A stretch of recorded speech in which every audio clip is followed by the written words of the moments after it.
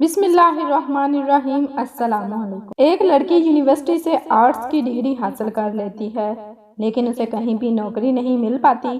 5 سال کی بے روزگاری کے بعد چڑیا گھر کے مینیجر نے اس کی کہانی سنی اور اسے شیرنی کا کردار ادا کرنے کی پیشکش کی، کیونکہ ان کی شیرنی مر چکی تھی اور چڑیا گھر میں تنہا شیر زندہ رہ رہا تھا، جس کی وجہ سے ہر دن آنے والوں کی تعداد کم ہو رہی تھی۔ لڑکی یہ آفر قبول کر لیتی ہے اور خود سے کہتی ہے کہ اس کام میں کوئی حرج نہیں، پیسہ اہم ہے۔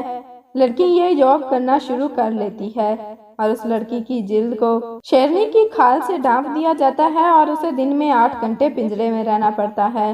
دن اسی طرح گزرتے رہے، لوگ آتے اور پنجرے کے اندر شیرنی کو دیکھ کر لطف اندوز ہوتے رہے۔ ایک دن گارڈ پنجرے کے گیٹ کو لاک کرنا بھول گیا اور اسے کھلا چھوڑ دیا۔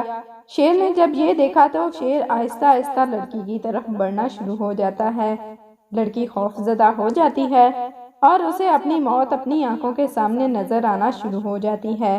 شیر اس کے پاس آتا اور کہتا ہے، گھبرانا نہیں، میں رضوان ہوں، میں نے کامرس میں ماسٹر ڈگری حاصل کی ہوئی ہے۔